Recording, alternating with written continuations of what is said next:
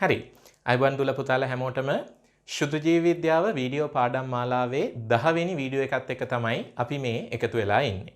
එතකොට දුවේ පුතේ මීට කලින් වීඩියෝ එකේදී 9 වෙනි වීඩියෝ එකේදී අපි සාකච්ඡා කරා කර්මාන්ත ශුද්ධ ජීව විද්‍යාවේ නැත්නම් ඉන්ඩස්ට්‍රියල් මයික්‍රෝබයොලොජි වල මූලික සංකල්ප සහ ප්‍රධාන කර්මාන්ත වර්ග 4කදී ශුද්ධ ජීවීන් යොදා ගන්නා ආකාරය ගැන. අද අපි එතන සිට ඉදිරියට සාකච්ඡා කරගෙන යන්නේ පස්වෙනි කර්මාන්තයේ ඉඳලා අපි මේ කර්මාන්ත ශුද්ධ ජීව විද්‍යාව අවසානයේ දක්වා කොටස් ටික සාකච්ඡා කරනවා. හරි. එහෙමනම් දුවේ පුතේ පස්වෙනි කර්මාන්තයේ විදියට අපි සාකච්ඡා කරන්නේ කාබනික අම්ල නැත්නම් ඕගනික් ඇසිඩ්ස් නිපදවීම ගැන. ඒතර දුවේ පුතේ මෙතෙන්දි වෙන්නේ අපිට සමහර අවස්ථාවලදී වාණිජ වශයෙන් කියලා කියන්නේ මහා පරිමාණයෙන් සමහර කාබනික අම්ල වර්ග නිපදවීම අවශ්‍ය වෙනවා විවිධ හේතු සඳහා. සමහර විට ඒක ආහාර සඳහා වෙන්න පුළුවන්, සමහර විට ඒක වෙනත් රසායනික ද්‍රව්‍යයක් සඳහා වෙන්න පුළුවන්. ওই විදිහට කාබනික අම්ල වර්ග නිපදවීම අවශ්‍ය වෙනවා. ඉතින් අන්නේ කාබනික අම්ල නිපදවීමේ ක්‍රියාවලිය සිදු කරන විදිය ගැන තමයි අපි මෙතනදී සාකච්ඡා කරන්නේ. එතකොට දුවේ පුතේ වාණිජ වශයෙන් නිපදවන කාබනික අම්ල ගත්තම මේවයින් වැඩි ප්‍රමාණයක් අපි ලබා ගන්නේ මෙන්න මේ වගේ බීට් උක් නැත්නම් පැණි මණ්ඩි. ඔයාලට මතක ඇති මොලැසස් ද්‍රාවණය කියලා දෙයක් ගැන අපි මීට කලින් සාකච්ඡා කළා. අර සීනි නිෂ්පාදනයේදී ලැබෙන උක් රොඩු වලින් හදන මොලැසස් ගැන. ඒවට අපි පැණි මණ්ඩි කියලා කියනවා. එතකොට මේ බීට් උක් පැණි මණ්ඩි සහ මොලැසස් වගේ සුක්‍රෝස් වලින් බහුල, සුක්‍රෝස් කියන්නේ සීනිනේ. සීනි නැත්නම් සුක්‍රෝස් වලින් බහුල උපස්තර ඇස්පර්ජිලස් නයිජර් කියන දිලීරය භාවිතා කරලා පැසීමට ලක් කරාම ඒකේ ප්‍රතිඵලයේ විදියට අපිට සිට්‍රික් අම්ලය වගේ කාබනික අම්ල වර්ග ලබා ගන්න පුළුවන්. ඒතර දුවේ පුතේ ඔයාලා මේ කාරණේදී මෙන්න මේ කොටස විතරයි මතක තියාගන්න ඕන. අනවශ්‍ය දේවල් මතක තියාගන්න ඔයාලා මතකේ වැය කරන්න අවශ්‍ය නැහැ. ඔයාලා දැනගන්න ඕන, තේරුම් ගන්න ඕන, මතක තියාගන්න අවශ්‍ය දේ තමයි වාණිජමය වශයෙන් කාබනික අම්ල නිපදවීමේදී මොකක්ද අපි කරන්නේ? බීට් උක් පැණි මණ්ඩි නැත්නම් මොලැසස් වගේ සුක්‍රෝස් අඩංගු ස්තරයක් නැත්නම් උපස්තරයක් අරගෙන ඒක ඇස්පර්ජිලස් නයිජර් වගේ දිලීරයක් භාවිතයෙන් පැසීමට ලක් කරනවා. එහෙම පැසීමට ලක් කරාම මේකේ ප්‍රතිඵලයේ විදියට අපිට සිට්‍රික් අම්ලය වගේ කාබනික අම්ල වර්ග ලබා ගන්න හැකියාව තියෙනවා. හරි. එහෙනම් මේකයි දුවේ පුතේ මේ කාරණය සම්බන්ධයෙන් ඔයාලා තේරුම් ගන්න ඕන දේ. මේක පොඩි දෙයක්. මෙන්න මේ දිලීරේ නම මතක තියාගන්න. පැසීමට ලක් කරන උපස්තර මොනවද කියන එක ගැන යම් අදහසක් තියාගන්න. සුක්‍රෝස් තමයි එතෙන්දි පැසීමට ලක් වෙන්නේ. ප්‍රතිඵලයේ විදියට සිට්‍රික් අම්ලය නිපද වෙනවා. හරි. ඊළඟ කර්මාන්තය තමයි දුවේ පුතේ අංක 6 කර්මාන්තය ලෝහ නිස්සාරණය නැත්නම් මෙටල් එක්ස්ට්‍රැක්ෂන් කියන එක. ඒතර දුවේ පුතේ මෙතෙන්දි වෙන්නේ අපිට පුළුවන් අශුද්ධ ලෝහ වර්ග නැත්නම් අශුද්ධ ලෝපස් වර්ග යොදාගෙන ඒවයි තියෙන ලෝහ කොටස් ටික සංශුද්ධ ලෝහ ටික නිස්සාරණය කර ගැනීම සඳහා ශුද්ධ ජීවීන් උපකාරී කරගන්න. හරිද? එතකොට මේ ක්‍රියාවලියට අපි නමක් දෙනවා. මේකට අපි කියන්නේ ශීරණය කියලා. මේ ක්‍රියාවලියට අපි නමක් දෙනවා ශීරණය. එතකොට ශීරණය කියන ක්‍රියාවලියේදී සිද්ධ වෙන්නේ බාල වර්ගයේ අශුද්ධ ලෝහ වලින්, ඒ කියන්නේ වෙන විදිහකින් කියනවා නම් අපිට අවශ්‍ය ලෝහය හැර වෙනත් ලෝහ වර්ගات එක්ක මිශ්‍ර වෙලා තියෙන, එමත් නැත්නම් සංශුද්ධ නොවන ලෝහ මිශ්‍රණයකින් නැත්නම් ලෝපස් වලින් අපිට අනවශ්‍ය දේවල් අයින් කරලා අපිට අවශ්‍ය දේ විතරක් නැත්නම් අපිට අවශ්‍ය, අපි උදාහරණයකට හිතමු අපිට අවශ්‍යයි කියලා තඹ ටික නිස්සාරණය කරගන්න අවශ්‍යයි නම් දැන් ඔය සමහර තඹ අඩංගු ලෝපස් වර්ග තියෙනවා. ඒවයි තඹ වලට අමතරව යකඩ සහ සල්ෆර් තියෙනවා. යකඩ තියෙනවා, සල්ෆර් තියෙනවා. එතකොට යකඩ සහ සල්ෆර් අඩංගු අශුද්ධ ලෝහ වලින් තඹ ටික විතරක් වෙන් කරගන්න අපිට තයෝබැසිලස් ෆෙරොක්සිඩන්ස් බැක්ටීරියාව භාවිතා කරන්න පුළුවන්. මේ ශුද්ධ ජීවී ක්‍රියාවලියේදී මොකද වෙන්නේ? අපිට අර මිශ්‍රණයක් විදියට තියෙන මොනවද මිශ්‍රණයේ තියෙන්නේ? තඹ තියෙනවා, කොපර් තියෙනවා, යකඩ තියෙනවා, සල්ෆර් තියෙනවා. එතකොට මේක තමයි මේ තුන් දෙනාම අඩංගු ලෝපස් වර්ගයක්. ඔයාලා මේවා කර්මාන්ත රසායනයේදී, රසායන විද්‍යාව යටතේදී ඉගෙන ගන්නවා. මේ ලෝපස් වලින් කොහොමද තඹ නිස්සාරණය කරගන්නේ කියන එක. ඒතර ඒ ක්‍රියාවලිය සඳහා මෙන්න මේ ශුද්ධ ජීවියා යොදා ගැනීමක් තමයි ඇත්තටම මෙතනදී සිද්ධ වෙන්නේ. හරිද? එතකොට ඇත්තටම දුවේ පුතේ මේකේ වෙන ක්‍රියාවලිය ඔයාලට දැන් ඉගෙන ගන්න නැහැ. නමුත් මම ඔයාලට පොඩ්ඩක් දැනගන්න කියන්නම්.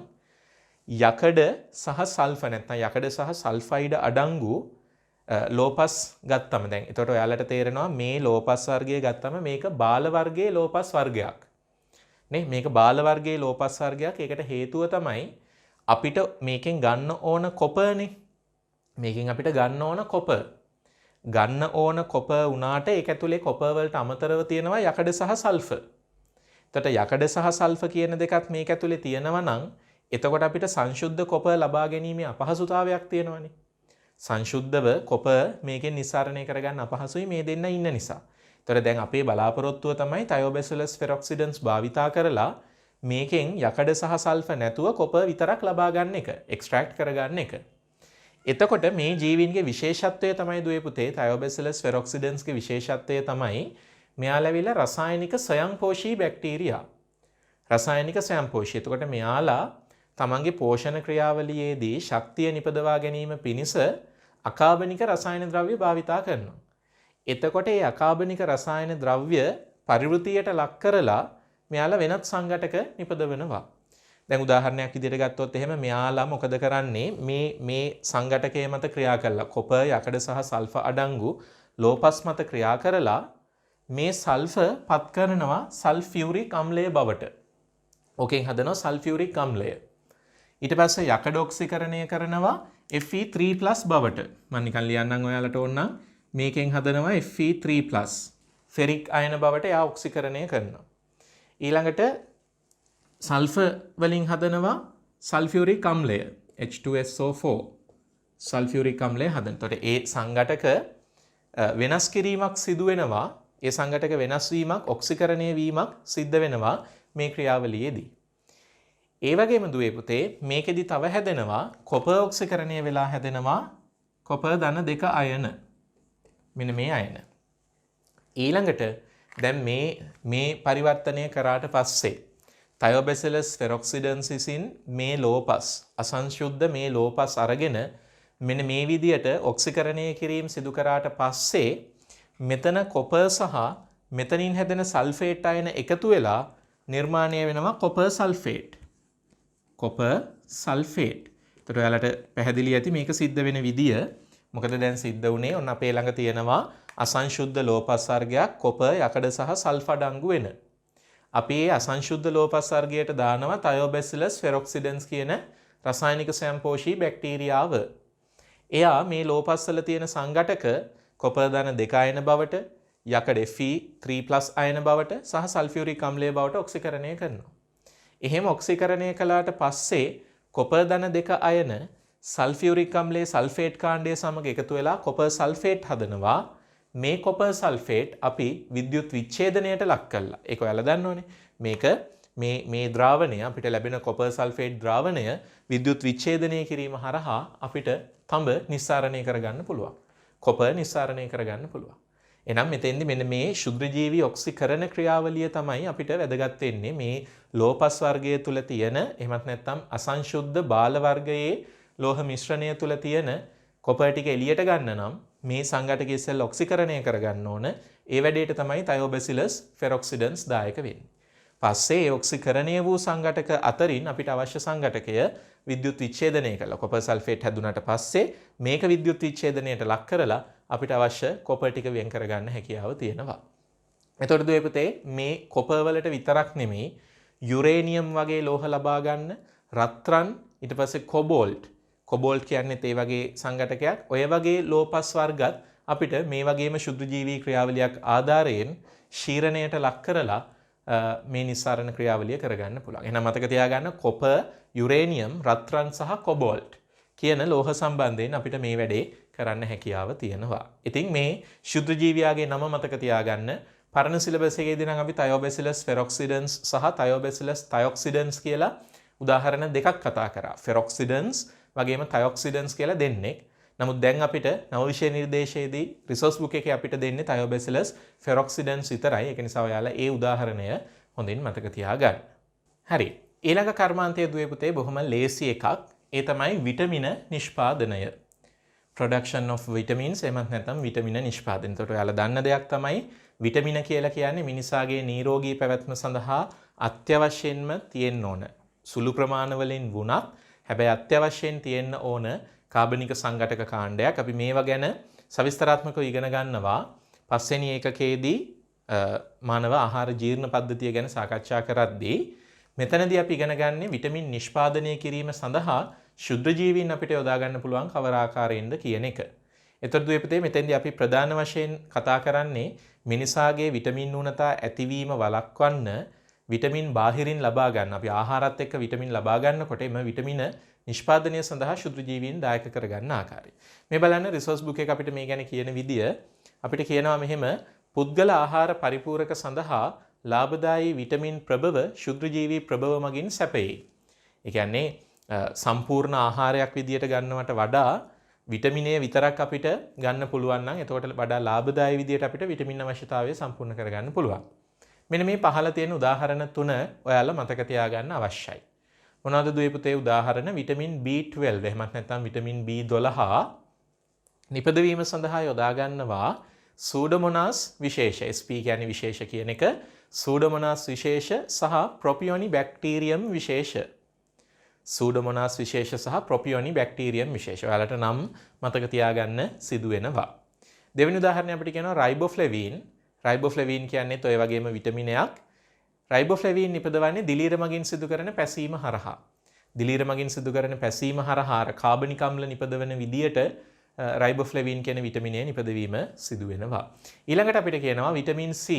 විටමින් C අපි හොඳට දන්න කියන කෙනා. අපි විටමින් C ටැබ්ලට්ස් විදියට ගන්නෙත් මේ ක්‍රමයට නිපදවන විටමිනය. විටමින් C ඇසටෝබැක්ටර් විශේෂ. ඇසටෝබැක්ටර් ඔයාලා දන්නවා අපිට විනාකිරි කර්මාන්තයේදීත් ඇසටෝබැක්ටර් හමු වුණා. ඉතින් මේක හරිම ලේසි. හැබැයි ඔයාලට මේ නම් මතක තියාගන්න සිද්ධ වෙනවා. MCQ වලදී එහෙම අහන්න පුළුවන්. උදාහරණයක් විදිහට අපෙන් ඇහුවොත් එහෙම විටමින් C නිෂ්පාදනය සඳහා දායක වන්නේ පහත සඳහන් කවර ශුද්ධ ජීවියාද කියලා ඔයාලට උත්තර 5ක් දෙන්න පුළුවන්. එතකොට ඔයාලට එතනින් ඇසටෝබැක්ටර් කියන එක තෝරන්න පුළුවන් වෙන්න ඕන. ඒක නිසා විටමින් A නමත් ඒක නිපදවීම සඳහා යොදා ගන්න ශුද්ධ ජීවියාගේ නමත් විදිහට මතක තියාගන්න. මේ දීලා තියෙන උදාහරණ වලින් පිට උදාහරණ මතක තියාගන්න මහන්සි වෙන්න එපා. විභාගයට අහන්නේ මේ 3 විතරමයි. ඒක නිසා මේ 3 මතක තියා ගැනීම හොඳටම ප්‍රමාණවත්. ඊළඟ කර්මාන්තය තමයි දුවේ පුතේ අංක 8 වෙනි කර්මාන්තය එන්නත් නිෂ්පාදනය එහෙමත් නැත්නම් වැක්සින්ස් ප්‍රොඩක්ෂන් කියන එක. හරිද? එතකොට මේ එන්නත් නිෂ්පාදනය නැත්නම් වැක්සින් ප්‍රොඩක්ෂන් කියන එකේදී සිද්ධ වෙන්නේ විවිධ රෝගවලට එරෙහිව විවිධාකාරයේ රෝගවලට එරෙහිව මිනිසා තුළ සක්‍රීය ප්‍රතිශක්තිකරණය ඇති කිරීම පිණිස එමත් නැත්නම් මිනිසා තුළ ප්‍රතිශක්තිය ඇති කිරීම උත්ප්‍රේරණය කිරීම පිණිස එන්නත් නිෂ්පාදනය කිරීම. එතකොට මෙතෙන්දී ඇත්තටම වෙන්නේ සක්‍රීය ප්‍රතිශක්තිකරණය කියන එකේදී සිද්ධ වෙන්නේ අපි දෙන එන්නත තුළ අඩංගු වෙන්නේ මේ ව්‍යාධි ජනකයාගේ ප්‍රතිදේහ ජනක. එහෙමත් නැත්නම් අපිට කියන්න පුළුවන් සමහර විට මේකේ ඉන්න පුළුවන් අඩපණ කරන ලද සජීවී ශුද්ධ ජීවියා ඉන්න පුළුවන්. නැත්නම් සමහර විට අක්‍රීය කරන ලද හෝ මරණ ලද ශුද්ධ ජීවීන් ඉන්න පුළුවන්. එහෙමත් නැත්නම් සමහර විට ශුද්ධ ජීවී කොටස් නැත්නම් ශුද්ධ ජීවියාගේ දේහ කොටස් විතරක් අඩංගු වෙන්නත් පුළුවන්. මේ එන්නත් වර්ග ගැන අපි මේ පාඩමේදීම කලින් වීඩියෝස් වලදී සාකච්ඡා කරලා තියෙනවා. එතකොට මේ විදියට සක්‍රීය ප්‍රතිශක්තිකරණය උත්ප්‍රේරණය කිරීම සඳහා වාණිජ්‍ය වශයෙන් එන්නත් නිෂ්පාදනය කරනකොට ඒකදී අපි කරන්නේ ඒ ශුද්ධ ජීවියාගේ ප්‍රතිදේහ ජනකයක් යොදා ගැනීමනේ. මම අර කලින් කිව්වා වගේ ඒ කාණ්ඩ තුනෙන් මොන කාණ්ඩය ගත්තත් ඒක ඇතුලේ අවසාන වශයෙන් තියෙන ප්‍රතිදේහ ජනක. එතකොට දුවේ පුතේ මේ ප්‍රතිදේහ ජනක වලින් සමහර ඒවා අපි හදනවා ජාන ඉංජිනේරු විද්‍යාවෙන්. ඔයාලට මතක ඇති අපි කතා කරා උපේකක එන්නත් වලට උපේකක එන්නත් සඳහා උදාහරණ විදිහට අපි කතා කරා හෙපටයිටිස් B එන්නත. හරිද? මේ හෙපටයිටිස් B එන්නත ගත්තම හෙපටයිටිස් B එන්නතේ ඇත්තටම අඩංගු වෙන්නේ ජාන ඉංජිනේරු විද්‍යාව මගින් නිපදවන ලද හෙපටයිටිස් B රෝගකාරකයේ ප්‍රතිදේහ ජනක. එතකොට එයාගේ දේහයේ තියෙන ප්‍රෝටීන කීපයක් විතරයි මේක අඩංගු වෙන්නේ. දැන් අපි ඉතින් මෑතකදී කතා කරන COVID-19 රෝගයට එරෙහි එන්නත් ගත්තත් ඒවත් මේ විදියට නිපදවන එන්නත්. මම ඒ ගැනත් වැඩි විස්තර ඔයාලට එන්නත් සම්බන්ධයෙන් කියලා දෙනකොට කියලා දීලා තියෙනවා. එතනදී වෙන්නේ COVID-19 රෝගය ඇති කිරීම සඳහා හේතු වන ඒ වෛරසයේ වටේට තියෙන අර ආවරණ ප්‍රෝටීන වල සංයුතියට සමාන ප්‍රෝටීන ජාන ඉංජිනේරු විද්‍යාත්මකව නිපදවපු නැත්නම් ඒ නිපදවීම සඳහා අවශ්‍ය වෙන කේතය අඩංගු වෙන එන්නත් තමයි ඔය ලබා දීම සිද්ධ කරන්නේ. ඒතර ඒ විදිහට ජාන ඉංජිනේරු විද්‍යාත්මක ක්‍රමවලින් එන්නත් නිපදවීම කරන්න පුළුවන්. මේ මෙතන පේන විදිහට බලන්න රිසෝස් එකේ කතාව අපිට කියනවා විවිධ රෝගවලට එරෙහිව සක්‍රීය ප්‍රතිශක්තිකරණය සඳහා වාණිජමය වශයෙන් එන්නත් නිෂ්පාදනයේදී විවිධ වූ ක්ෂුද්‍රජීවී ප්‍රතිදේහ ජනක යොදා ගනී. ඒවායින් සමහරක් ජාන ඉංජිනේරු විද්‍යාව මගින් නිපදවන ලද එන්නත් වේ. උදාහරණයකට අපිට කියනවා හෙපටයිටිස් B එන්නත. ආපහු අපිට කියනවා බලන්න දුවේ පුතේ අක්‍රීය ප්‍රතිශක්තිකරණය සඳහා විවිධ ප්‍රතිදේහ සැකසුම් වල වාණිජමය නිෂ්පාදන භාවිතා කරයි. ඒ කියන්නේ දැන් අපි කලින් කතා කරේ සක්‍රීය ප්‍රතිශක්තිය ගැනනේ. ඒ කියන්නේ අපි ප්‍රතිදේහ ජනකය පුද්ගලයාගේ දේහයට ඇතුල් කරාම ඒ පුද්ගලයාගේ ඇඟ ඇතුලේ ඊට විරුද්ධ ප්‍රතිදේහ හැදෙනවා. එතකොට ඒ ප්‍රතිදේහ ඒ පුද්ගලයාගේ ඇඟ ඇතුලේ තියෙන නිසා සත්‍ය වශයෙන්ම රෝගයට නිරාවරණය වෙන එහෙමත් නැත්නම් සත්‍ය වශයෙන්ම රෝගකාරකයට නිරාවරණය වන අවස්ථාවකදී වුණත් එයාට ආරක්ෂාව සැලසෙනවා. නමුත් දැන් මේ කියන අක්‍රීය ප්‍රතිශක්තිය කියන එකේදී සිද්ධ වෙන්නේ දුවේ පුතේ එහෙම දෙයක් නෙමෙයි. අපි එන්නත තුල අඩංගු කරන්නේ එන්නත ඇතුලේ අපි දාලා තියෙන්නේ සාධන ලද නිමි ප්‍රතිදේහ. සාධන ලද නිමි ප්‍රතිදේහ හදපු රෙඩිමේඩ් ප්‍රතිදේහ තමයි මේකේ තියෙන්නේ. මේ බලන්න උදාහරණ අපිට කියනවා අක්‍රීය ප්‍රතිශක්තිකරණය සඳහා විවිධ ප්‍රතිදේහ සැකසුම් වල වාණිජමය නිෂ්පාදන භාවිතා කරයි. හරිද? උදාහරණ අපිට කියනවා ජල බීතිකාවට එරෙහි ඉමියුනෝග්ලොබියුලින්. එතකොට දැන් අපි බල්ලෙක්ගේ සපා කෑමට ලක් වෙලා අපි හොස්පිටල් එකට ගියොත් එතනදී අපිට ලබා දෙන එන්නත තමයි ඔය ජල බීතිකාවට එරෙහි ඉමියුනෝග්ලොබියුලින් එන්නත. එතකොට ඒකේ තියෙන්නේ දුවේ පුතේ ජල බීතිකා රෝගය ඇති කරන වෛරසයට විරුද්ධව හදපු නිමි ප්‍රතිදේහ තමයි ඔය ජල බීතිකා එන්නත තුල අඩංගු වෙන්නේ. ඒතර මේ ජල බීතිකා එන්නතෙන් ඒකේ තියෙන ඉමියුනෝග්ලොබියුලින් වලින් රෝගකාරකයට එරෙහිව ඍජුවම සටන් කිරීම තමයි සිද්ධ වෙන්නේ. අර කලින් එන්නත් වලදී එන්නත තුල තියෙන ප්‍රතිදේහ ජනකය මේවයි තියෙන්නේ නිමි ප්‍රතිදේහ. ඒක තමයි වෙනස. ඊළඟ උදාහරණය අපිට කියනවා පිටගැස්මට එරෙහිව ප්‍රතිදූලක. පිටගැස්මට එරෙහි ප්‍රතිදූලක ඒත් ඒ වගේ තමයි. එතකොට පිටගැස්ම රෝගකාරක බැක්ටීරියාවට එරෙහි නිපදවන ලද නිමි ප්‍රතිදේහ තමයි ඔය එන්නතේ අඩංගු වෙන්නේ. එතකොට මලකඩ සහිත යම්කිසි දෙයකට සීරීමක් සිද්ධ වෙලා අපි රෝහල්ගත වුණොත් එතකොට අපිට ලබා දෙන්නේ ඔය එන්නත පිටගැස්ම රෝගයට එරෙහිව ප්‍රතිදූලක එන්නත. ඒ වගේම අනිත් එක තමයි බොටියොලිනසම් දූලක. ඒ කියන්නේ බොටියොලිනියාව ඇති කරන බොටියොලිනියාව කියන්නේ ඒ වගේම රෝගයක්. මේ බොටියොලිනියාව ඇති කරන බැක්ටීරියාවට එරෙහිව නිපදවන ලද ප්‍රතිදේහ තමයි මේකේ අඩංගු වෙන්නේ. එහෙනම් එන්නත් සම්බන්ධයෙන් ඔයාලා ඔය උදාහරණ කීපය මතක තියාගන්න. එන්නත් වල ප්‍රධාන ආකාර දෙකයි කියන එක මතක තියාගන්න. සක්‍රීය ප්‍රතිශක්තිය ඇති කරන්න නම් සක්‍රීය ප්‍රතිශක්තිය උත්ප්‍රේරණය කරන්න නම් ජාන ඉංජිනේරු විද්‍යාත්මකව නිපදවන ලද හෙපටයිටිස් B එන්නත වගේ ඒවා භාවිතා වෙනවා. ඒ වගේම අක්‍රීය ප්‍රතිශක්තිය ප්‍රේරණය කරන්න නම් ජල බීතිකාවට එරෙහිව ඉමියුනෝග්ලොබියුලින් එන්නත, පිටගැස්මට එරෙහිව ප්‍රතිදූලක, ඒ වගේම බොටියොලිනසම් දූලක වගේ එන්නත් භාවිතා වෙනවා. මේක ඇත්තටම තේරුම් ගන්න දේවල් බොහොම අඩු. හැබැයි මතක තියාගන්න දේවල් කීපයක් තියෙන කර්මාන්තයක් විදිහට හඳුන්වන්න පුළුවන්. මොකද හේතුව එන්නත් නිෂ්පාදනයේදී වගේම මෙතෙන්දී එන්සයිම නිෂ්පාදනයේදීත් සිද්ධ වෙන්නේ ක්ෂුද්‍රජීවියෙක්ගේ ක්‍රියාකාරීත්වය භාවිතා කරලා ඒ ක්ෂුද්‍රජීවියාගේ පරිවෘත්තීය ක්‍රියාවේ ප්‍රතිඵලයක් විදියට එන්සයිම නිෂ්පාදනය කර ගැනීම. හරිද? එතකොට එන්සයිම වර්ග කීපයක් ඔයාලට මෙන්න මේ විදියට රිසෝස් බුක් එකේ දීලා තියෙනවා. එන්සයිම සම්බන්ධයෙන් අපිට කියනවා මොකක්ද? වාණිජමය වශයෙන් විශාල පරාසයක එන්සයිම ප්‍රමාණයක් ක්ෂුද්‍රජීවීන් විසින් නිපදවනු ලැබේ. වාණිජමය විදියට ගත්තම විශාල පරාසයක එන්සයිම ලොකු ප්‍රමාණයක් ක්ෂුද්‍රජීවීන් විසින් හදනවලු. උදාහරණ පහක් අපිට දීලා තියෙනවා. ඇමයිලේස්, ඇස්පර්ජිලස් නයිජර්, ඇස්පර්ජිලස් ඔරයිසේ සහ බැසිලස් සබ්ටිලිස් කියන බැක්ටීරියා. එතකොට ඔතනින් මතක තියාගන්න දුවේ පුතේ ඔයාලා අයිනෙන් ලියලා තියාගන්න. ඇමයිලේස් හදන අයගෙන් මෙන්න මේ අය. ඇස්පර්ජිලස් නයිජර් කියලා කියන්නේ දිලීරයක්. හරි, ඒක උඩින් ඔයාලා පැන්සලෙන් හරි සටහන් කරලා තියාගන්න. ඇස්පර්ජිලස් නයිජර් කියලා කියන්නේ දිලීරයක්. ඇස්පර්ජිලස් ඔරයිසේ කියලා කියන්නේත් දිලීරයක්. බැසිලස් සබ්ටිලිස් කියලා කියන්නේ බැක්ටීරියාවක්. හරි, එතකොට එතන උදාහරණ වලින් දෙන්නෙක් දිලීර, එක්කෙනෙක් බැක්ටීරියා. ඊළඟට දෙවෙනි එක අපිට කියනවා ප්‍රෝටියේස්. ප්‍රෝටියේස් එන්සයිම කියන්නේ ප්‍රෝටීන ජීර්ණක එන්සයිමනේ. කලින් ඇමයිලේස් කියන්නේ පිෂ්ඨ ජීර්ණක එන්සයිම. එතකොට ප්‍රෝටියේස් කියන්නේ ප්‍රෝටීන ජීර්ණක එන්සයිම ලබා ගන්න අපි භාවිතා කරනවා Aspergillus oryzae. Aspergillus oryzae කියලා කියන්නේ ඒත් දිලීරය. ඊළඟට ලයිපේස්. ලයිපේස් කියලා කියන්නේ ලිපිඩ ජීර්ණක එන්සයිමේනේ. ලිපිඩමය ආහාර ජීර්ණය කරන්න තමයි ලයිපේස් දායක වෙන්නේ. ඒක ලබා ගන්නේ රයිසෝපස් විශේෂ වලින්. රයිසෝපස් කියලා කියන්නේත් දිලීර කාණ්ඩයක්. ඒකත් මතක තියාගන්න රයිසෝපස් කියලා කියන්නේ දිලීර කාණ්ඩයක් බව. ඊළඟට හතරවෙනි එක ඉන්වර්ටේස්. ඉන්වර්ටේස් කියලා කියන්නේ තේත් කාබෝහයිඩ්‍රේට් ජීර්ණක එන්සයිම කාණ්ඩයක්. ඔයාලා දන්නවා ඉන්වර්ටේස් ගැන. ඒකදී ලබා ගන්න අපි සැකරොමයිසිස් සෙරවිසියේ වලින්. සැකරොමයිසිස් සෙරවිසිය අපි විවිධ කර්මාන්තවලදී යොදා ගන්නපු ශුද්ධ ජීවියෙක්. මෙතනදී එන්සයිම නිපදවීමේදී ඉන්වර්ටේස් නිපදවීම සඳහා අපි සැකරොමයිසිස් යොදා ගන්නවා. ඊළඟට අන්තිම එක සෙලියුලේස්. සෙලියුලේස් කියන්නේ සෙලියුලෝස් ජීර්ණක එන්සයිමය. ඒ සඳහා අපි යොදා ගන්නේ Aspergillus niger කියන දිලීරය. එතකොට දුවේපතේ මෙතෙන්දී සමහර දිලීර වර්ග දැන් උදාහරණයක් ගත්තොත් Aspergillus niger සහ Aspergillus oryzae වගේ අය ගත්තම එයාලා ස්ථාන කීපයක යෙදෙනවා. නේ? ඒක නිසා ඔයාලට තියෙන්නේ මෙන්න මේ ලිස්ට් එකේ තියෙන මේ එන්සයිම වර්ගයේ නම සහ එය නිපදවීම සඳහා භාවිතා කරන ශුද්ධ ජීවියා කියන ඔන්න ඔය කාණ්ඩ ටික නිවැරදිව මතක තියාගන්න එක. ඒ කාණ්ඩ ටික නිවැරදිව මතක තියාගත්තා නම් එතකොට ඔයාලට විභාගයේදී ඔය සම්බන්ධයෙන් එන ප්‍රශ්න වලට පිළිතුරු නිවැරදිව ගලප ගන්න පුළුවන්. ඉතින් මේක පාඩම් කරන්න තියෙන හොඳම ක්‍රමය තමයි අර මම කලින් ඔයාලට කියලා දීලා තියෙන ෆ්ලෑෂ් කාඩ් සිස්ටම් එකට හෝ ෆ්ලෑෂ් කාඩ්ස් විදියට පාඩම් කරන්නත් පුළුවන්. එහෙමත් නැත්නම් කොලයක ලියමින් නැවත ලියමින් ප්‍රශ්න උත්තර විදියට පාඩම් කරන එක තමයි වඩා සාර්ථක වෙන්නේ.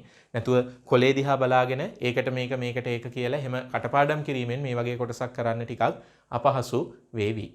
හරි. 10 වෙනි කර්මාන්තය තමයි දුවේ පුතේ ප්‍රතිජීවක. නැත්නම් ඇන්ටිබයොටික්ස්. ප්‍රතිජීවක කියන්නේ මොකක්ද කියන එක අපි මීට කලින් කතා කරානේ නේ. එතකොට ඇන්ටිබයොටික්ස් කියන එක ගැන අපි කිව්වා ප්‍රධාන වශයෙන් බැක්ටීරියාවන්ට එරෙහිව නැත්නම් බැක්ටීරියාවන්ට විරුද්ධව ක්‍රියා කරන ඵලදායී ප්‍රතිශුද්ධ ජීවී ද්‍රව්‍ය වලට අපි කිව්වා ප්‍රතිජීවක කියලා. එතකොට මේ ප්‍රතිජීවක අපි භාවිතා කරනවා බැක්ටීරියාවන්ට එරෙහිව සටන් කිරීම සඳහා. එමත් නැත්නම් බැක්ටීරියාවන්ට එරෙහි ප්‍රතිශුද්ධ ජීවී ඖෂධ විදියට අපි තා බහුල වශයෙන් ප්‍රතිජීවක භාවිතා කරනවා. හරිද? එතකොට දුවේ පුතේ මේ ප්‍රතිජීවක අපිට උදාහරණ කීපයක් අපේ සිලබස් එකේ තියෙනවා. බලන්න මෙන්න මෙතන ශුද්ධ ජීවීන්ගේ ඊට වැදගත් ද්විතීයික පරිවෘත්තීජ ද්‍රව්‍ය ප්‍රතිජීවක වෙයි. ඒක තේරෙනවනේ නේ?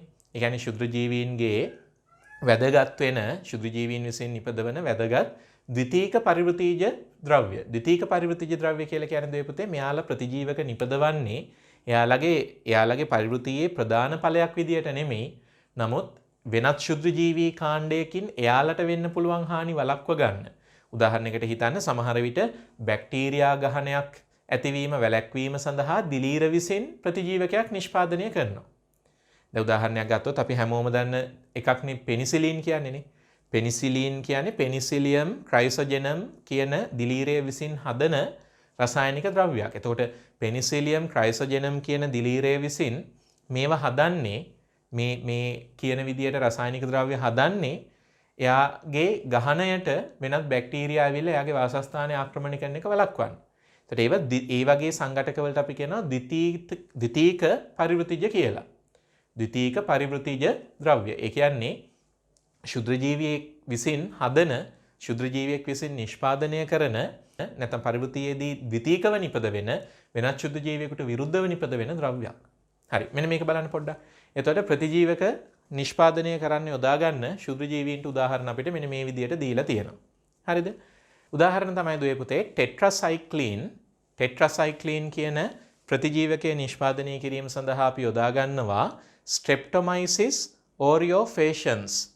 ඔය S අකුර කෙටි කරලා දක්වලා තියෙන්නේ ස්ට්‍රෙප්ටොමයිසිස් කියන එක. දුල පුතාලා ඒකත් එතනින් ලියා ගන්න. ඔය S අකුරෙන් කියන්නේ කෙටි කරලා තියෙන S අකුරෙන් කියන්නේ ස්ට්‍රෙප්ටොමයිසිස්. ඒකත් එතනින් ඉස්සරහින් ලියා ගන්න පැන්සලෙන්. එතකොට ඔයාලා දන්නවා S අකුරෙන් කියන්නේ මොකක්ද කියලා. නැත්නම් පැටලෙන්න පුළුවන් S අකුරෙන් කියන්නේ මොකක්ද කියන එක ඔයාලට පැටලෙන්න පුළුවන්.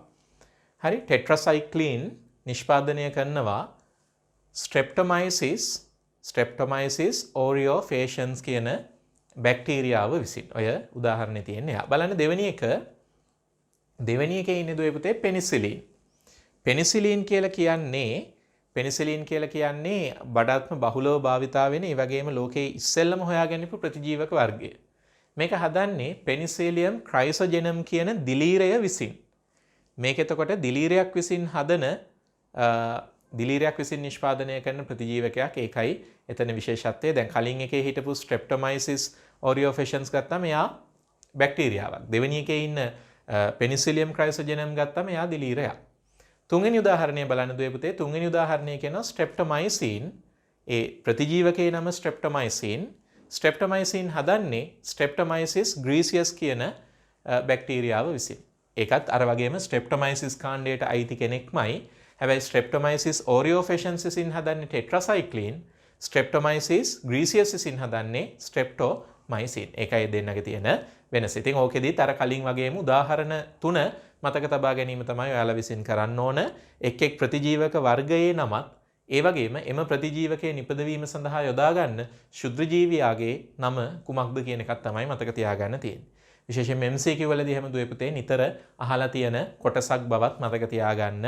අර කලින් කිව්වා වගේම නිතරම ලියලියා හෝ ෆ්ලෑෂ් කාඩ්ස් විදියට හෝ පාඩම් කිරීම වඩාත් යෝග්‍ය වේවි මේ කොටසත්. 11 වෙනි කර්මාන්තය තමයි දුවේ පුතේ හෝමෝන නිෂ්පාදනය.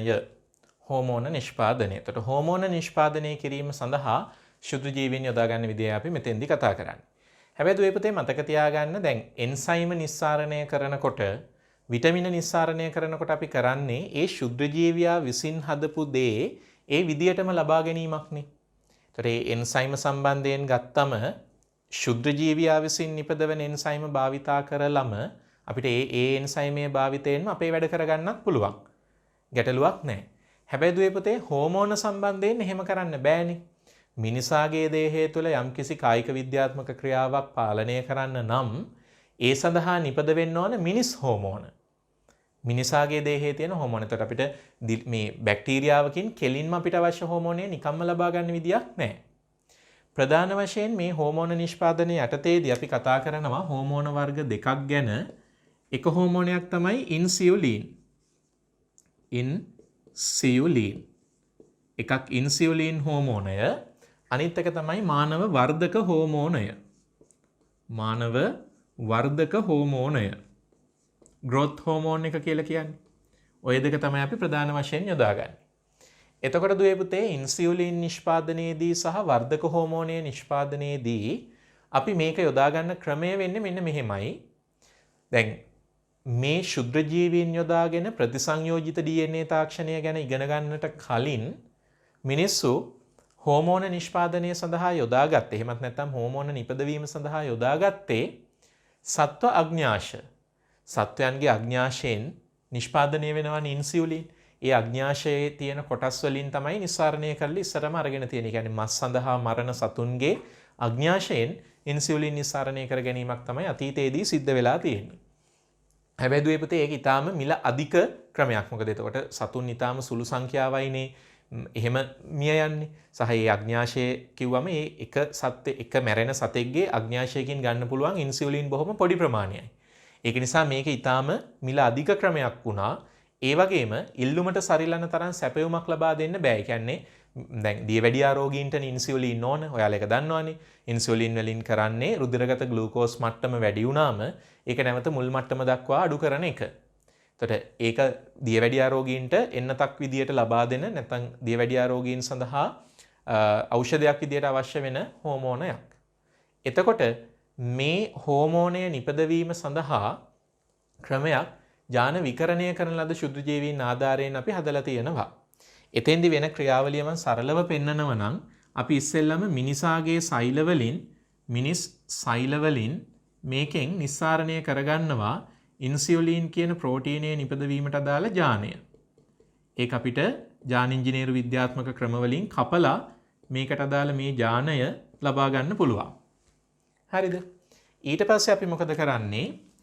එස්චෙරිෂියා කෝලි එහෙමත් නැත්නම් ඊ කෝලි වගේ බැක්ටීරියාවක් හෝ නැත්නම් දැන් නූතනයේ අපි යොදා ගන්නවා සැකරොමයිසිස් සෙරවිසියේ වගේ දිලීර වුණත් මේකට යොදා ගන්න පුළුවන්. ඊ කෝලි හෝ සැකරොමයිසිස් සෙරවිසියේ දෙන්නගේ කෙනෙක් අරගෙන මෙයාගේ ගෙනෝමයට අපි මේ ගනිපු ජානය ඇතුල් කරනවා. අරයාගේ ගෙනෝමයට එයාගේ DNA අණුවට මෙයාගේ මේ ඉන්සියුලින් නිපදවීමට දාලා ජානයත් එකතු කරනවා. ඒ දෙක එකතු කරලා ඔය ජාන ඔක්කොම තියෙන. ඒ කියන්නේ අර බැක්ටීරියාවේ ගෙනෝමයට මේ ජානය එකතු කරලා හදනවා මෙන්න මේ වගේ වෙනම අලුත් ප්‍රවේණිකව විකරණය කරපු ජීවියෙක්. එතකොට මෙයාගේ ප්‍රෝටීන සංශ්ලේෂණයේදී මෙයා ප්‍රෝටීන සංශ්ලේෂණය කරනකොට ඒ ප්‍රෝටීන සංශ්ලේෂණ ක්‍රියාවලියේදී ඒ ජානයත් කේත වෙන නිසා ඉන්සියුලින් නිපදවීම මෙයාගෙන් අපිට සිද්ධ කරගන්න පුළුවන්. මේ මම බොහොම සරල මට්ටමින් කිව්වේ අපි අණුක ජීව විද්‍යාවේදී ප්‍රතිසංයෝජිත DNA තාක්ෂණයේදී මේ ගැන සවිස්තරාත්මකව කතා කරනවා. එතකොට මේකෙන් අපිට මේ බැක්ටීරියාව ලවා ඉන්සියුලින් නිෂ්පාදනය කරගන්න හැකියාව තියෙනවා.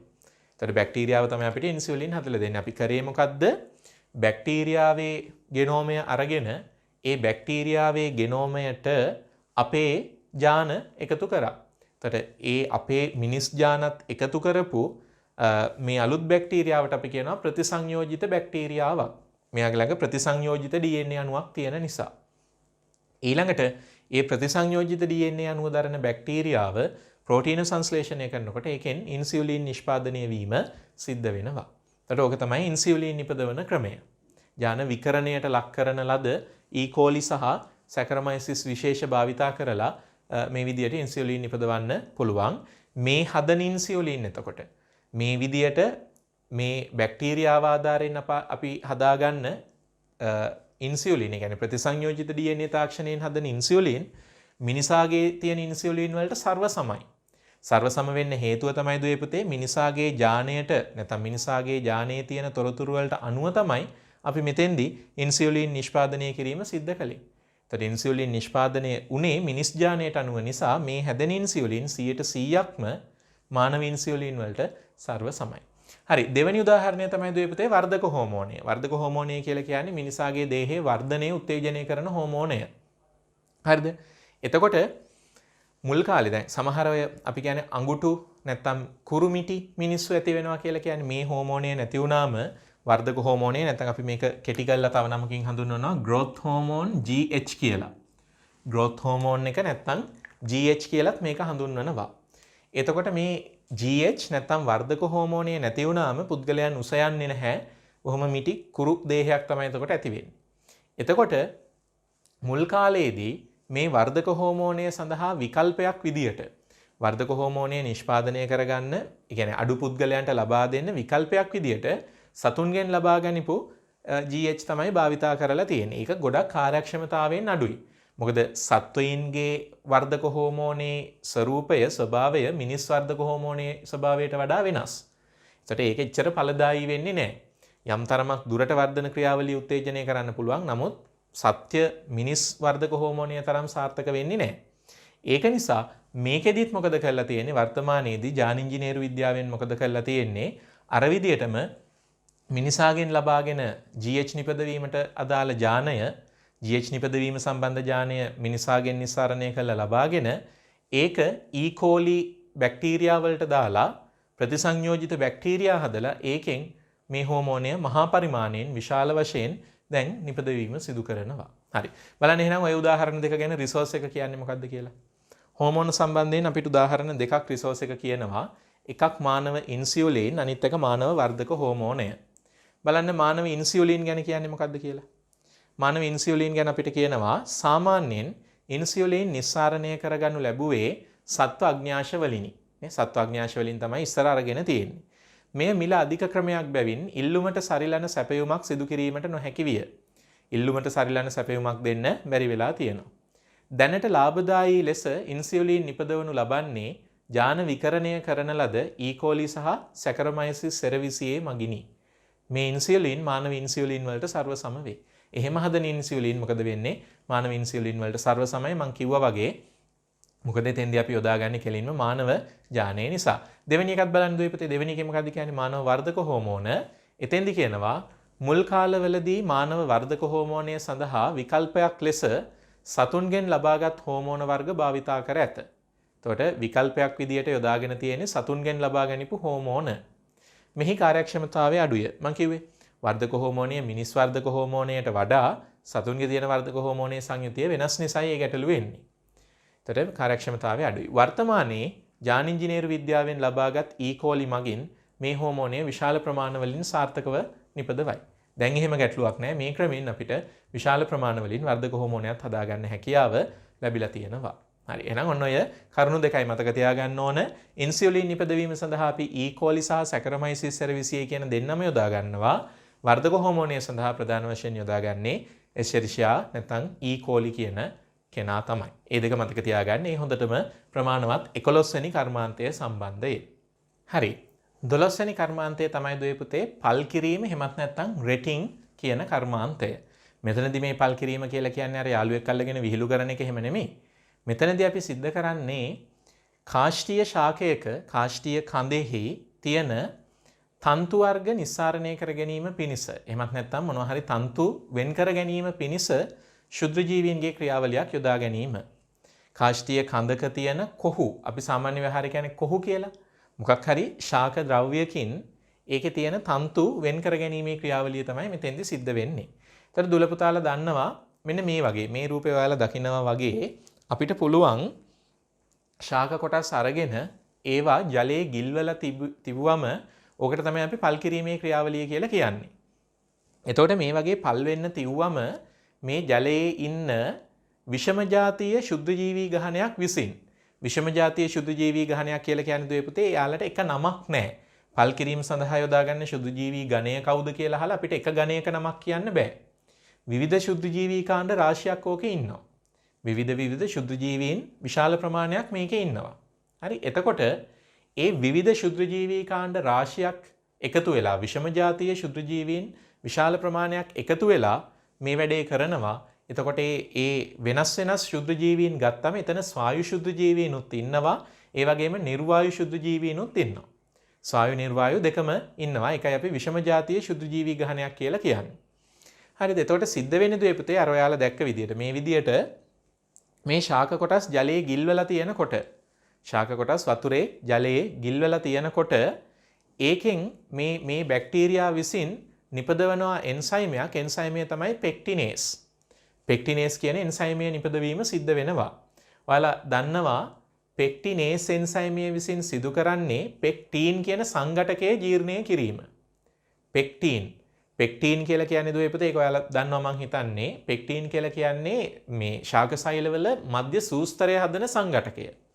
මැග්නීසියම් පෙක්ටේට් හෝ කැල්සියම් පෙක්ටේට් ආදී සංයෝග විදියට ඉඳිමින් ශාකවල සෛල බිත්තියකට අලවලා තියාගන්න මේ සෛල බිත්තියකට අලවන බදාමයේ විදියට ක්‍රියා කරන මධ්‍ය සූස්තරය හදන්නේ පෙක්ටීන් වලින්. එතකොට පල් කිරීම කියන ක්‍රියාවලියේදී සිද්ධ වෙන්නේ ස්වායු සහ නිර්වායු විෂම ජාතිය ශුද්ධජීවී ගහණයක් විසින් මොකද කරන්නේ මේ පෙක්ටිනේස් එන්සයිමේ ශ්‍රාවය කරමින් ඒ පෙක්ටීන් කියන සංඝටකයේ ජීර්ණයට ලක් කරනවා.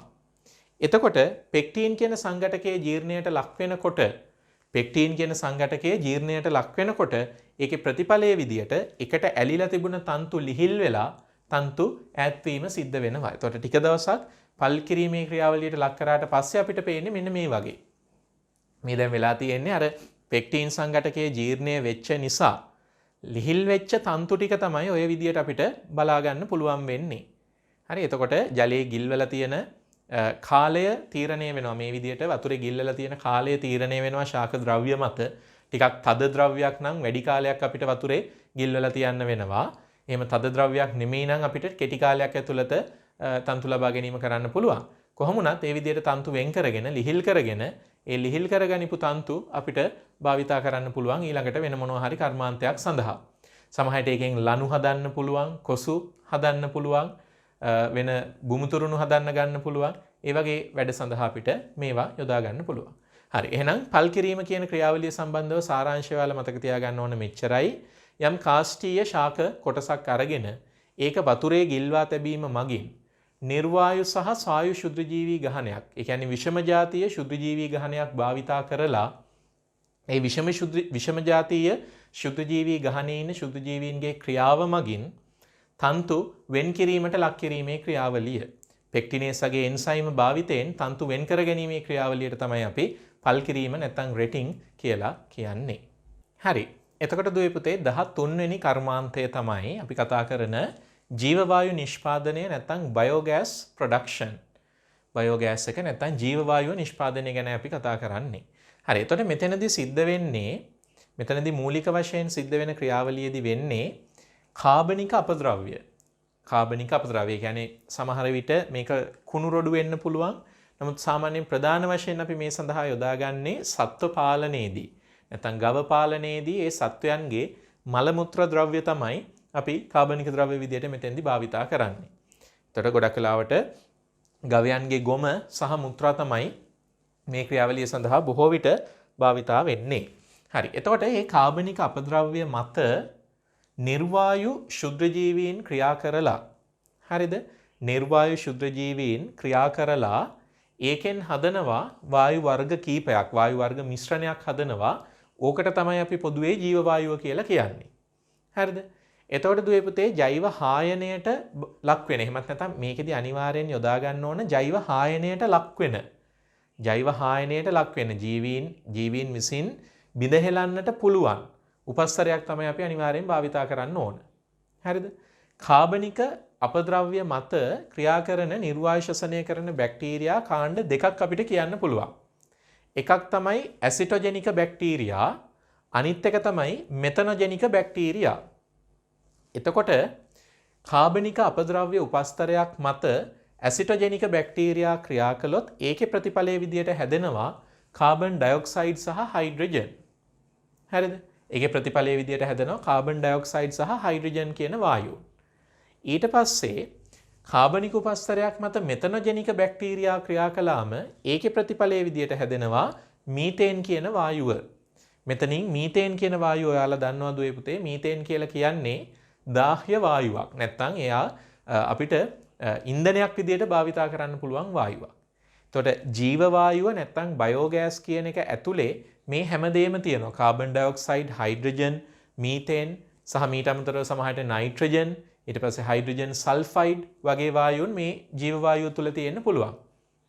නමුත් ඔයාලා මතක තියාගන්න ඕන දේ තමයි අපද්‍රව්‍ය, කාබනික අපද්‍රව්‍ය නිර්වායු ශ්වසනයට ලක් කිරීමයි මේකේ මූලික සංකල්පය. නිර්වායු ශ්වසනයෙන් නැත්නම් අපිට කියන්න පුළුවන් නිර්වායු වියෝජනයෙන් කියලා. නිර්වායු ශ්වසනය සිද්ධ කරන බැක්ටීරියා විසින් මේක නිර්වායු වියෝජනයට තමයි ලක් කරන්නේ. අපි එහෙමම කියමු. මෙයාලා නිර්වායු වියෝජනයට ලක්වීමෙන්. හරි? නිර්වායු වියෝජනයට ලක්වීමෙන් මේ සංඝටක සෑදීම සිද්ධ වෙනවා. එතකොට එතෙන්දී ඇසිටොජෙනික බැක්ටීරියා විසින් කාබන් ඩයොක්සයිඩ් සහ හයිඩ්‍රජන් හදනවා.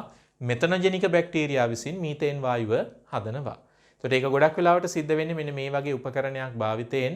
මේකෙදි වෙන්නේ අපි සත්වයින්ගෙන් ලබා ගන්න සංඝටක, ඒ කියන්නේ සත්වයින්ගෙන් ලබා ගන්න කාබනික අපද්‍රව්‍ය මල මුත්‍ර ආදිය, ඒ වගේම වෙන මොනවා හරි ශාකමය ද්‍රව්‍ය මොනවා හරි තියෙනවා නම් ඒවා දාලා මේ වගේ කුටීරයක් ඇතුළත නිර්වායු වියෝජනය වෙන්න ඉඩ දෙනවා. එතකොට මේ නිර්වායු වියෝජනය සිදු වෙනකොට පිට වෙන වායුව, ජීව වායුව ලබාගෙන ඒක අපි විදුලි බලය නිපදවීම සඳහා හෝ එහෙමත් නැත්නම් උඳුනක් දැල්වීම සඳහා හෝ ඔය වගේ කාර්යයක් සඳහා අපිට ඒක යොදා ගන්න හැකියාව තියෙනවා. එතකොට ජීව වායුව කියන එකේ සංයුතියයි ඒවා හදන්න දායක වෙන ශුද්ධජීවී කාණ්ඩ දෙකයි මතක තියාගත්තා නම් මේක තමයි මේ කොටසෙන් ඔයාලගෙන් අහන්න පුළුවන් ප්‍රශ්නය. 14 වෙනි කර්මාන්තය තමයි දුවේ පුතේ ජෛව ඉන්ධන නිෂ්පාදනය, බයෝෆුවල් ප්‍රොඩක්ෂන් කියන එක. එතකොට මේක ඔයාලා නව විෂය නිර්දේශය යටතේ රසායන විද්‍යාව යටතේදීත් සාකච්ඡා කරන මාතෘකාවක්. මූලික වශයෙන් කියන්න තියෙන දුවේ පුතේ දැන් ඔයාලා දන්නවා අපි වර්තමානයේදී වාහන සඳහා යොදාගන්නේ. එමත් නැත්නම් වාහනවල ඉන්ධන විදියට අපි යොදාගන්නේ පෙට්‍රෝලියම් පාදක ඉන්ධනනේ. පෙට්‍රෝලියම් ඉන්ධන තමයි අපි බහුලව භාවිතා කරන්නේ. හැබැයි දුවේ පුතේ ප්‍රශ්නේ තියෙන්නේ මේ පෙට්‍රෝලියම් ඉන්ධන මිල අධිකයි, මිලෙන් අධිකයි, ඒ වගේම සමහර වෙලාවට අවිනිශ්චිතයිනේ. දැන් අපි හිතමු දැන් අපේ රටේ පෙට්‍රෝලියම් ඉන්ධන අපිට නැහැ. එතකොට අපි පිට රටින් මේ පෙට්‍රෝලියම් ඉන්ධන ගේන්න ඕන. එතකොට යම් අවස්ථාවකදී ඒ රටවල් අපිට පෙට්‍රෝලියම් ඉන්ධන ලබා දෙන එක ප්‍රතික්ෂේප කළොත් රටවල් අතර තියෙන යම් ප්‍රශ්නයක් නිසා, සම්බාධකයක් නිසා, නැත්නම් තෙල් නැවක් අනතුරටපත් වීම නිසා, තෙල් නැවක් එන්න පරක්කු වීම නිසා නේ පෙට්‍රෝලියම් ඉන්ධන අපිට ලැබීම අවිනිශ්චිත වෙන්න පුළුවන්. ඒක නිසා මේකේ ප්‍රතිඵලයක් විදියට වර්තමානයේ වෙනකොට විවිධාකාරයේ ජෛව ඉන්ධන සම්බන්ධයෙන්, ඒ කියන්නේ ජීවී දේහ වලින් හදාගන්න ජෛව කාබනික සංයෝග වලින් හදාගන්න ඉන්ධන පිළිබඳව අවධානය යොමු වෙලා තියෙනවා. ප්‍රධාන වශයෙන් කාණ්ඩ කීපයක් අපිට රිසෝස් එකේ කියනවා මෙන්න මෙහෙම වන පෙට්‍රෝලියම් පාදක වූ ඉන්ධන සැපීම මිල අධික වන අතර සමහර විට අවිනිශ්චිත වේ. මෙහි ප්‍රතිඵලයක් වශයෙන් දුවලා පුතාලා මෙන්න මේ ටික highlight කරගන්න. එතනෝල්, බියුටනෝල්, ජෛව ඩීසල් සහ ජීව වායු වැනි පුනර්ජනනය කළ හැකි ඉන්ධන සඳහා විශාල අවධානයක් යොමු වී ඇත. හරි? දුවලා පුතාලා දැන් ඔය ටික මතක තියාගන්න ඕන. මොනවද? එතනෝල්, බියුටනෝල්, ජෛව ඩීසල් සහ ජීව වායු. ඔය හතර. හරි? එතනෝල්, බියුටනෝල්, ජෛව ඩීසල් සහ ජීව වායුව වගේ පුනර්ජනනය කළ හැකි, නැවත ඇති කළ හැකි ඉන්ධන සඳහා විශාල අවධානයක් අද වෙනකොට යොමු වෙලා තියෙනවා. දැන් ඔකට හොඳම උදාහරණය තමයි රිසෝස් එකෙත් අපිට ඒක දීලා තියෙන මෙන්න මේ විදිහට බලන්න. බ්‍රසීලයේ උක්ෂාකය ශුද්ධජීවී පැසීමට භාජනය කිරීම මගින් ඉන්ධන ප්‍රභවයක් ලෙස භාවිතා කළ හැකි එතනෝල් විශාල ප්‍රමාණයකින් නිපදවා ඇත. දැන් දුවේ පුතේ අපි මීට කලින් කතා කරානේ අර මධ්‍යසාර පාන නිෂ්පාදනය කියන එකේදී අපි කතා කරානේ උක්ෂාකයෙන් සීනි අරගෙන නැත්නම් සීනිමය උපස්තරයක් මොකක් හරි අරගෙන ඒක සැකරමයිසිස් සර්විසියේගේ ශුද්ධජීවී පැසීමට ලක් කරලා එතනෝල් හදන විදිය. දැන් එතෙන්දී අපි එතනෝල් නිෂ්පාදනය ගැන කතා කරේ අර අත්සෝදන දියරයක් විදියට හෝ නැත්නම් මධ්‍යසාරීය පාන වර්ග නිෂ්පාදනයක් ගැන. නමුත් බ්‍රසීලය කියන රටේ මේක ඉතාම සාර්ථකව කරලා තියෙනවා.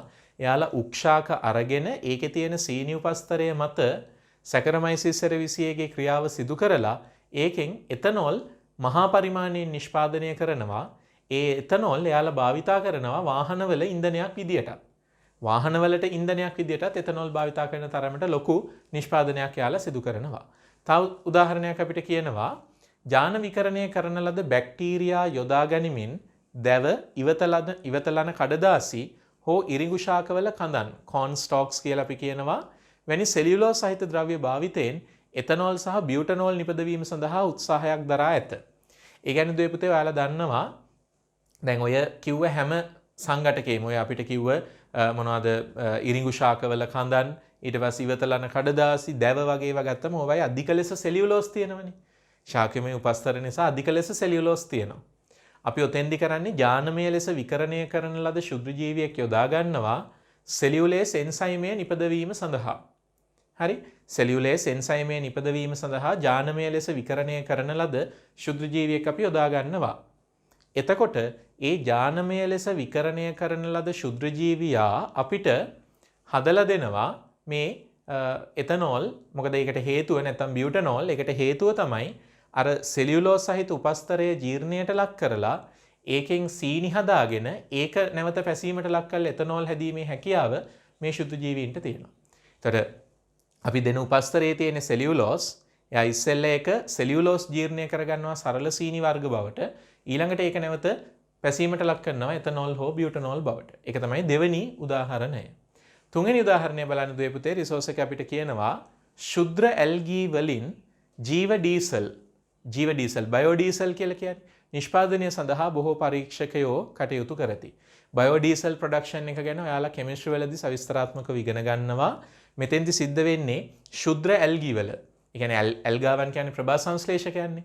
එයාලට හැකියාව තියෙනවා එතකොට සූර්යාලෝකය ලබාගෙන තමන්ගේ ජෛව ස්කන්ධය නිෂ්පාදනය කරගන්න නැත්නම් වැඩි කරගන්න.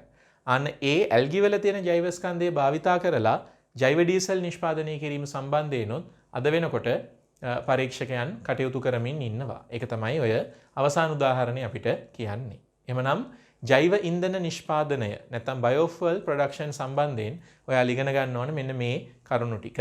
ඔය රිසෝස් එකේ ඔය ඡේදයේ තියෙන කරුණු ටික දැනගත්තා නම් මේ හොඳටම ප්‍රමාණවත්. අපි බලමු දැන් ඊළඟට අවසාන කර්මාන්තය අංක 15 කර්මාන්තය ගැන. හරි. කර්මාන්ත ශුද්ධ ජීව විද්‍යාවේ අවසාන කර්මාන්තය තමයි දුවේ පුතේ අංක 15 බේකරි නිෂ්පාදන. Bakery products. මේක හරිම ලේසි එකක් ඔයාලා දන්න කියන එකක්. මෙතෙන්දි සිද්ධ වෙන්නේ දුවේ පුතේ දැන් ඔයාලා දන්නවා බේකරි නිෂ්පාදනයක් සිදු කරනකොට පිටි ආශ්‍රිත බේකරි නිෂ්පාදනයක් කරනකොට ඉස්සෙල්ලා අපි ඒකේ හදා ගන්නවානේ පිටි ගුලියක්.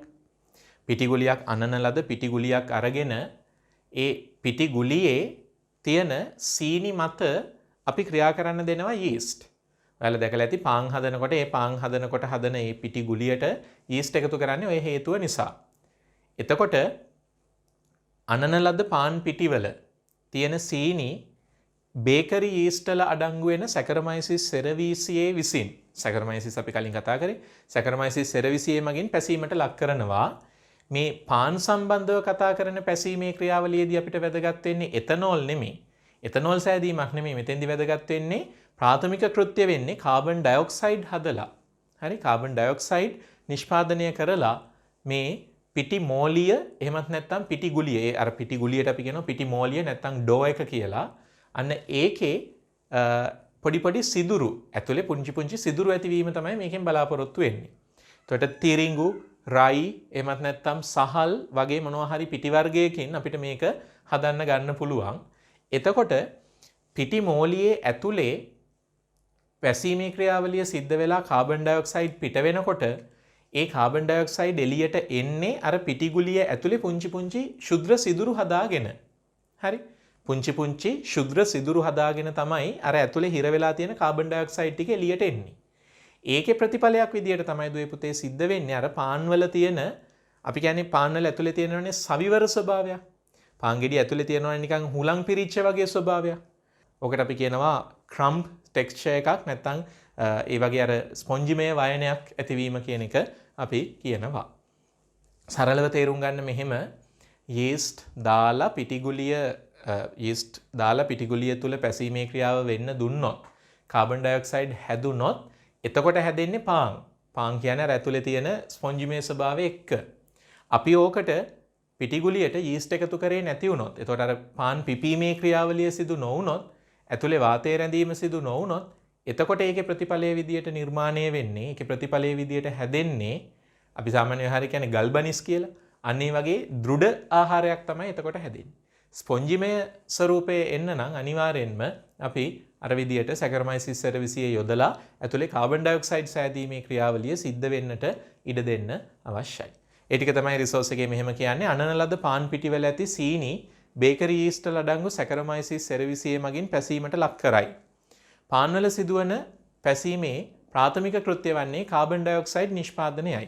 ඒ කියන්නේ දුවේ පුතේ ඔතන ප්‍රාථමික කෘත්‍ය වෙන්නේ එතනෝල් හැදීමක් නෙමෙයි. එතනෝල් හදනකොට ගන්න සැකරොමයිසිස් සර්විසියේම තමයි අපි භාවිතා කරන්නේ. ඒ වුණාට ඔතනදී ප්‍රධාන වෙන්නේ ඔතනදී වඩා වැදගත් වෙන්නේ සැකරොමයිසිස් සර්විසියේ විසින් හදන කාබන් ඩයොක්සයිඩ්. ඔන්න දැන් එතකොට යා කාබන් ඩයොක්සයිඩ් හදනවා. එතකොට පිටි මෝලිය හදන්නේ තිරිඟු, රයි, සහල් වලින් ලබාගත් පිටි වලින්. පිටි මෝලියේ කාබන් ඩයොක්සයිඩ් හැදුනම කාබන් ඩයොක්සයිඩ් සිරවී රැඳෙන අතර පාන් පිලිස්සීමේදී ඇතිවන පීඩනය නිසා පාන් පුලුස්සනකොට රත් වෙනකොට පීඩනයක් ඇති වෙනවනේ. පිපීම සිද්ධ වෙලා ඔක ඇතුලේ පිපීම කියන්නේ අර කාබන් ඩයොක්සයිඩ් තියෙන පොකට්ස් ලොකු වෙලා පිපීම සිද්ධ වෙලා ඒ අර ස්පොන්ජිමය වයනය නැත්නම් ක්‍රම්බ් ටෙක්ස්චර් එක ඇති කරනවා. ඒක මම හිතන්නේ ඔයාලට සරලව තේරුම් ගන්න පුළුවන්. මෙතෙන්දී මතක තියාගන්න තියෙන්නේ පිපීමේ ක්‍රියාවලිය සඳහා අවශ්‍ය වෙන්නේ සැකරොමයිසිස් සර්විසියේ බවත් එයා එතෙන්දී කාබන් ඩයොක්සයිඩ් සෑදීම තමයි මේකෙදී වැදගත් වෙන්නේ කියන එකක් තමයි ඔයාලා මතක තියාගන්න අවශ්‍ය. හරි. එහෙනම් දුවේ පුතේ කර්මාන්ත ශුද්ධ ජීව විද්‍යාව උතනින් අවසానයි. කර්මාන්ත ශුද්ධ ජීව විද්‍යාවට අදාළ සියලුම කර්මාන්ත 15ම අපි මේ වෙනකොට කතා කරලා තියෙනවා. ඔයාලට විභාගයේදී රචනා ප්‍රශ්නයක් වුණත් යෙදෙන්න පුළුවන් කොටසක්.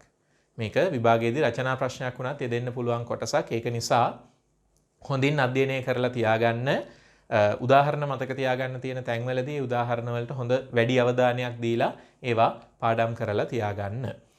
ඉදිරියේදී අපි රිවිෂන් පන්තියේදීත් මයික්‍රෝබයොලොජි සාකච්ඡා කරනවා. ඊට පෙර පාඩමේ ඉතුරු වෙලා තියෙන බොහොම පොඩි කොටසට දාලා වීඩියෝස් ටිකත් ඔයාලට ඉක්මනටම ලැබේවි. හරි. එහෙමනම් හොඳින් පාඩම් කරන්න, වැඩ ටික හරියට කරගන්න. දුල පුතාලා හැමෝටම සුබ දවසක් වේවා කියලා ප්‍රාර්ථනා කරනවා.